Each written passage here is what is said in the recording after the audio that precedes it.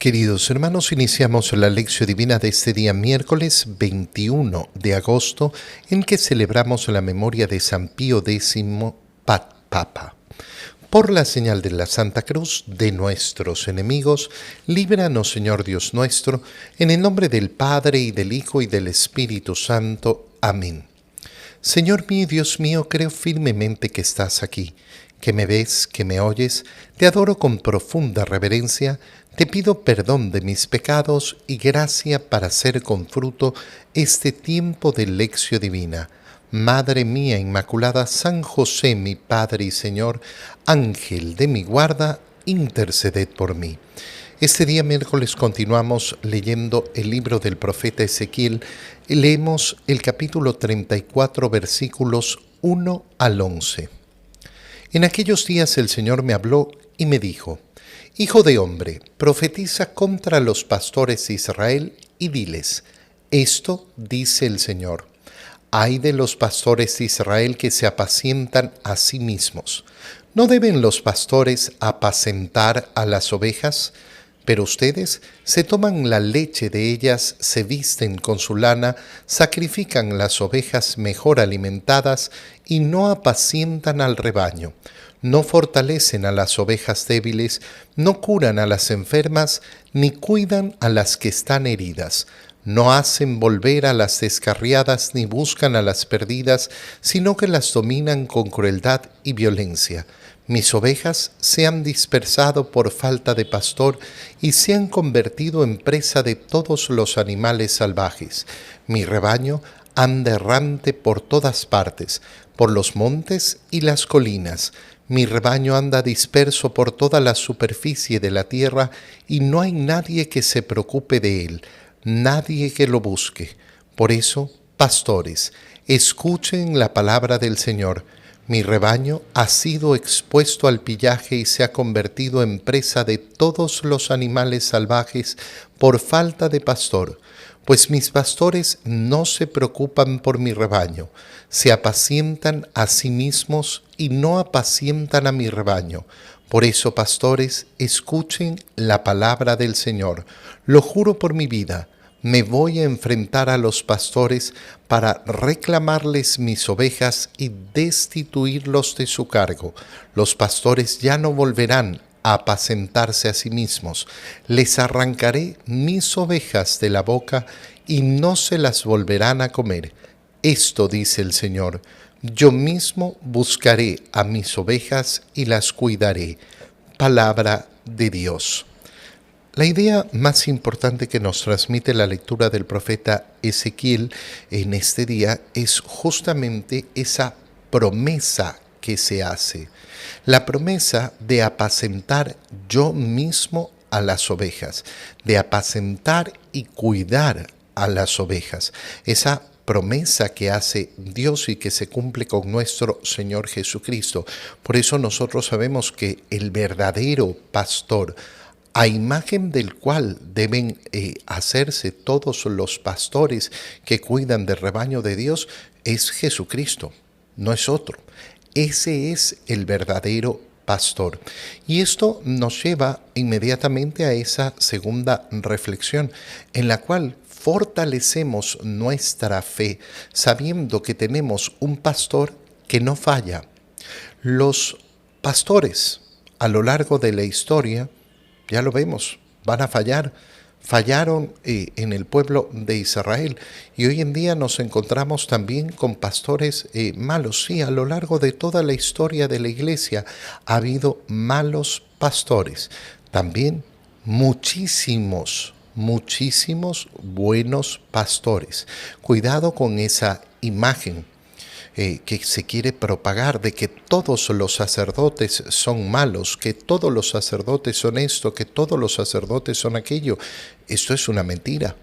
Hay tantos y tantísimos sacerdotes deseando ser imagen del verdadero pastor. Pero lógicamente ante esa realidad, sí, me puede tocar enfrentarme a un mal pastor. ¿Me va a sorprender? ¿Me va a quitar la fe? No. De ninguna manera. ¿Por qué? porque el verdadero pastor es Jesucristo, porque yo no sigo a un hombre, porque a mí no me va a echar abajo mi fe los pecados de otro. La mala acción del otro no me va a quitar mi fe. Y lo segundo es reflexionar efectivamente, lo tercero es reflexionar sobre esa acción del pastoreo. Esa acción del pastoreo que en la nueva alianza se cumple en diferentes niveles. En primer lugar hay que recordar que cada uno de nosotros como bautizados hemos sido configurados con Cristo, sacerdote. Cada uno de nosotros tiene misión de pastorear a las almas. Obviamente que no es lo mismo la actividad de uno y la actividad de otro. Y no es lo mismo la responsabilidad que tiene uno y la responsabilidad que tiene otro. Pero ¿cuál es más grande responsabilidad? ¿La del sacerdote, que efectivamente tiene una responsabilidad gigantesca, enorme de pastorear el rebaño del Señor, o la responsabilidad de los padres, que tienen la responsabilidad también de pastorear a esa parte del rebaño del Señor que es su propia familia? Y entonces la palabra del Señor no le toca solo a algunos. Obviamente, las palabras que estamos escuchando deben ser una reflexión profunda hacia los sacerdotes. En primer lugar, el Señor está reclamando por esos pastores que se apacientan a sí mismos. ¿Qué significa apacentarse a sí mismos? Buscar la comodidad, buscar el confort, buscar estar bien en esta vida. El pastoreo, ¿qué es? Buscar la seguridad de las ovejas, buscarle el alimento a las ovejas, cuidar a las ovejas, trasquilar a las ovejas en su debido momento. Y lo que está sentenciando el Señor es esa mala acción de los pastores que no están haciendo su trabajo, no fortalecen a las débiles, no curan a las enfermas, ni cuidan las que están heridas, no hacen volver a las descarriadas, ni buscan a las perdidas. Y entonces, una acción mal realizada. ¿Cuál es la peor acción que realizan los pastores hoy en día? Yo creo que la peor acción que realizan es llamar a lo que es pecado como si no lo fuera. Eso significa no enseñar la verdad del Evangelio. Y si uno pierde eso, si yo no voy a enseñar la verdad del Evangelio, entonces todo el resto de lo que haga pierde su valor, pierde su dimensión. Y por eso podemos tener un sacerdote, por ejemplo, que realiza grandes acciones de ayuda social. Maravilloso, espléndido, pero resulta que a la hora de predicar el Evangelio es un relax total. Y entonces, no, eso ya no es pecado, eso era antes, hoy en día tenemos que acoplarnos. No, el Evangelio no se acopla. El Evangelio no se acopla, el Evangelio se actualiza siempre porque siempre es actual, pero no cambia en su doctrina jamás. La doctrina no cambia, no va alterándose a lo largo del tiempo. Y esto significa efectivamente que el pecado siempre es pecado. Y lo bueno, lo virtuoso, siempre es virtuoso. Si, como digo, perdemos esto, el resto va a volverse completamente insignificante. Para ser un buen pastor, entonces yo tengo que estar dispuesto a siempre hablar con la verdad, aunque duela. Y muchas veces nos duele la verdad y muchas veces no nos gusta la verdad.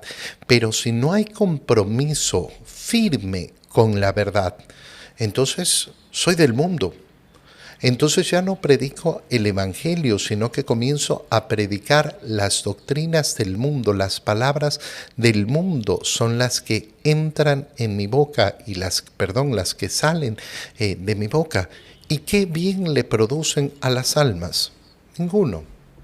Si los pastores deciden dejar de decir las cosas porque incomodan, porque a la gente no les gustan, bueno, entonces, ¿cuál va a ser su labor de pastorear? Se limitará simplemente a hacer sentir bien a las ovejas, hacer sentirlas bien, no hacerles el bien, porque hacerles el bien va a ser justamente ese atraer a la descarriada, corregir a la descarriada, llenarlas de verdadero alimento, y el principal alimento, ¿cuál va a ser? La palabra de Dios que nos conduce al alimento de la Eucaristía. En el Evangelio, leemos el Evangelio de San Mateo, capítulo 20, versículos 1 al 16. En aquel tiempo Jesús dijo a sus discípulos esta parábola: El reino de los cielos es semejante a un propietario que al amanecer salió a contratar trabajadores para su viña. Después de quedar con ellos en pagarles 1 denario por día, los mandó a su viña. Salió otra vez a media mañana, vio a unos que estaban ociosos en la plaza y les dijo: Vayan también ustedes a mi viña y les pagaré lo que sea justo. Salió de nuevo a mediodía y a media tarde e hizo lo mismo. Por último, salió al caer la tarde y encontró todavía otros que estaban en la plaza y les dijo: ¿Por qué han estado aquí todo el día sin trabajar? Ellos le respondieron: porque nadie nos ha contratado. Él les dijo: Vayan también ustedes a mi viña. Al atardecer, el dueño de la viña le dijo a su administrador: Llama a los trabajadores y págales su jornal, comenzando por los últimos hasta que llegues a los primeros. Se acercaron pues los que habían llegado al caer la tarde y recibieron 1 denario cada uno. Cuando les llegó su turno a los primeros, creyeron que recibirían más, pero también ellos recibieron 1 denario cada uno. Al recibirlo comenzaron a reclamarle al propietario diciéndole: Esos que llegaron al último solo trabajaron 1 hora, y sin embargo les pagas lo mismo que a nosotros, que soportamos el peso del día y del calor.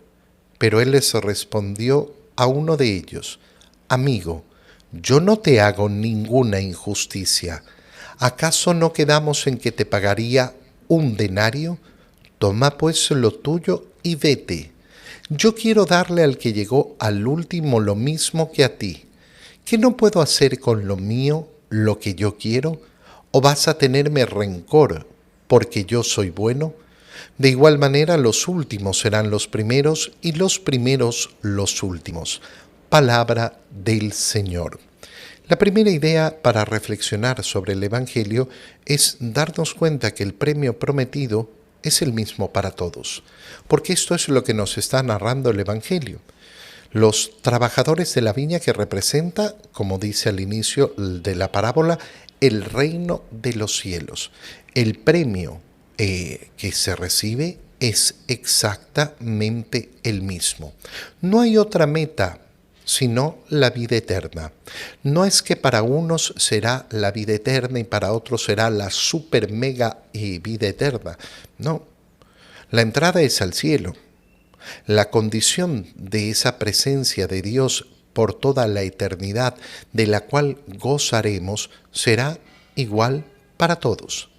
Para aquel que durante toda su vida se esforzó por caminar el camino del Señor, y para aquel que se convirtió a última hora, aunque haya sido en el último segundo de su vida, el premio es el mismo para todos.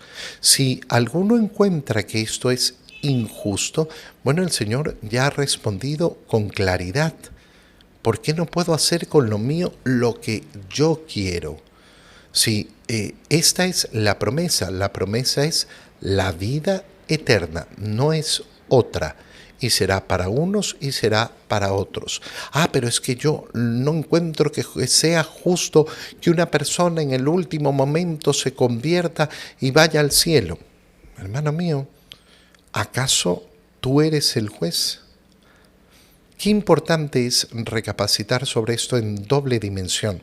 La primera, lógicamente, no estar pendiente del juicio del mundo. Recordar siempre quién es el juez. El juez es Dios. Y mira cuánto corazón podemos poner nosotros al juicio del mundo y estar muchas veces más pendientes del juicio del mundo que del juicio de Dios, lo cual al final del día significa un absurdo. No es que yo me muero y Dios le va a preguntar a mi prójimo a ver si tengo que ir al cielo o no. No, Dios no necesita la opinión de ninguno. Y eso viene acompañado de lo segundo. Mi juicio tampoco le interesa a Dios. Hoy sí, esto es verdad. A pesar de que a algunos les pueda doler tantísimo porque creen que su juicio es lo más importante del mundo, es que Dios no te va a preguntar nunca, jamás. No te va a preguntar si alguna persona tiene que ir al cielo o no. ¿Y por qué no te va a preguntar? Porque no le interesa tu opinión. Porque no le interesa tu juicio, porque no lo necesita. Y eso nos tiene que llevar a la humildad de saber dónde ubicarnos en la vida. Porque si no, el egocentrismo, la soberbia, pueden ser muy elevados sobre el juicio a los demás. Ahora, cuando vemos el Evangelio, vemos que efectivamente el Señor hace la comparación. El reino de los cielos es semejante a un propietario que al amanecer salió a contratar trabajadores y queda con ellos en pagarles un denario. El Señor, el dueño de la viña, sigue buscando empleados todo el día, incluso cuando falta una hora. Qué bonito es darse cuenta de esto, cómo el Señor no deja de llamar. No deja de llamar, no se cansa. Podría decir, bueno, ya lo llamé, ya fui, ya. No, siempre nos está dando una nueva oportunidad para entrar en el reino de los cielos. Siempre nos está dando una oportunidad para trabajar. Y esto es algo precioso. ¿A qué se nos llama? A trabajar en la viña del Señor. A trabajar en la viña del Señor, no a estar en la viña del Señor. La viña del Señor es la iglesia. Y yo me tengo que preguntar, ¿cómo estoy trabajando yo en la iglesia? ¿Cuál es mi función? ¿De qué manera estoy sirviendo yo al Señor? Porque es importantísimo podernos preguntar si es que de verdad estamos trabajando para ese reino de los cielos, o solo estoy trabajando para mí, para mis necesidades, para mis caprichos, para mis deseos, para mis gustos. ¿Cuál es mi trabajo concreto en la viña del Señor? Al momento de pagar, el Señor efectivamente da un denario a cada uno. Y hemos dicho que esta idea es clarísima. Es decir, el premio es el mismo para todos. Pero ¿existen jerarquías en el cielo? Sí, por supuesto. Existen jerarquías en el cielo. La más alta, la que ocupa el más alto lugar en el cielo, es nuestra Madre Santísima. ¿Cuál es el tema de las jerarquías que tendremos en el cielo? Que no dependen del premio de Dios. El premio de Dios ha sido exactamente el mismo para todos. ¿Y por qué entonces se produce una diferencia? Fíjate bien porque es precioso. Si yo me he dedicado toda mi vida a trabajar por el reino de los cielos, si no he esperado al último momento para convertirme, para cambiar, si yo me he esforzado a lo largo de todos los años de mi vida en trabajar constantemente en el reino de los cielos, mi gozo en el cielo será mayor. La jerarquía de la cual hablamos se basa en el gozo, y el gozo depende de cómo he trabajado yo mi corazón. No depende del premio, que es exactamente el mismo. Vas a entrar al reino de los cielos. Pero ¿quién lo va a gozar más? Aquel que ha trabajado a lo largo de toda su vida para obtenerlo. Aquel que ha sido más fiel a lo largo de su vida para mantenerse en el camino del Señor. Ahí está la diferencia. Ahí está la diferencia. Y entonces ese empleado que estaba desde la mañana debía sentirse feliz. Recibo el premio que me prometieron, no me han estafado, pero además he tenido la gracia de poder trabajar a lo largo de todo el día para mi Señor. Y eso repleta mi gozo. Te doy gracias, Dios mío, por los buenos propósitos, afectos e inspiraciones que me has comunicado en este tiempo de lección divina. Te pido ayuda para ponerlos por obra. Madre mía Inmaculada, San José, mi Padre y Señor, Ángel de mi guarda, interceded por mí. María, Madre de la Iglesia, ruega por nosotros. Que Dios Todopoderoso los bendiga y los cuide en el nombre del Padre, y del Hijo, y del Espíritu Santo. Amén. Un muy feliz día para todos.